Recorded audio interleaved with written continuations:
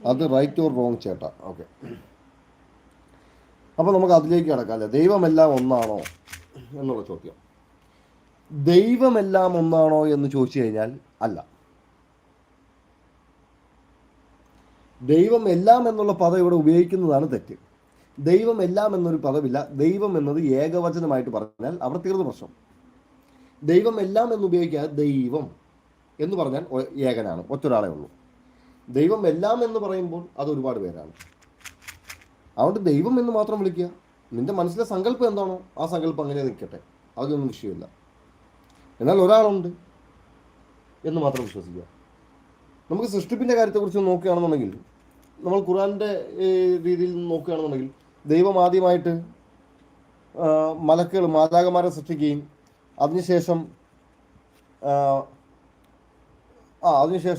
അവർ ജിന്നുകളെ സൃഷ്ടിക്കുകയും അതിനുശേഷം അദ്ദേഹം മനുഷ്യരെ സൃഷ്ടിക്കുകയും ചെയ്യുന്നതാണ്.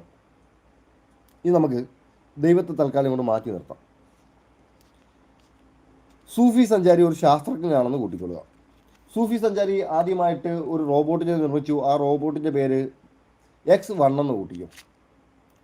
സൂഫി സഞ്ചാരി രണ്ടാമത് റോബോട്ടിനെ നിർമ്മിച്ചു. അതിൻ്റെ പേര് X2 എന്ന് കൂട്ടിക്കും.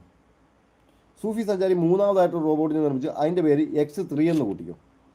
സൂഫി സഞ്ചാരി ഓരോ റോബോട്ടിനെ നിർമ്മിച്ചപ്പോഴും ഓരോ രീതിയിലുള്ള പുതിയ പുതിയ അപ്ഡേഷൻ അതിൽ കൊണ്ടുവരും എന്നുള്ള കാര്യം നിങ്ങൾക്കറിയാം. ഒരു മോഡലിനെ നിർമ്മിക്കുമ്പം ആ മോഡലിൽ നിന്ന് അടുത്ത മോഡൽ ഇറങ്ങുമ്പോഴത്തേക്ക് ആ മോഡലിൽ എന്തൊക്കെ ഫീച്ചേഴ്സുകളാണ്, എന്തൊക്കെ അപ്ഡേഷനുകളാണ് കൊണ്ടുവന്നിട്ടുള്ളത് എന്നുള്ളതാണ് ആ ഒരു മോഡലിനെ മറ്റൊരു മോഡലാക്കി മാറ്റുന്നത്. അപ്പോൾ നമ്മളുടെ കയ്യിലൊക്കെ ആദ്യകാലത്തിരുന്ന 1100 എന്ന് പറയുന്ന മൊബൈൽ ഫോൺ അല്ല ഇപ്പോൾ നമ്മളെ കയ്യിലൊക്കെ ഇരിക്കുന്ന ആൻഡ്രോയിഡ് മൊബൈൽ ഫോണുകൾ, അതായത് നമ്മളിപ്പോൾ ഉപയോഗിക്കുന്ന ഈ ഫോണുകളൊന്നും. എന്ത് മാറ്റങ്ങളാണ് ഇതിൽ വന്നിട്ടുള്ളത്? നമുക്ക് പണ്ട് ഒരാളുടെ ശബ്ദം നേരിട്ട് അങ്ങോട്ടും ഇങ്ങോട്ടും ശബ്ദ സന്ദേശം അയക്കാം, ശബ്ദം കേൾക്കാം, സംസാരിക്കാം. എന്നാൽ ഇന്ന് നമുക്ക് കണ്ട് സംസാരിക്കാം, കണ്ട് വിവരങ്ങൾ കൈമാറാം. അങ്ങനെയൊക്കെയുള്ള ഒരുപാട് അപ്ഡേഷനുകൾ മാറി വന്നു.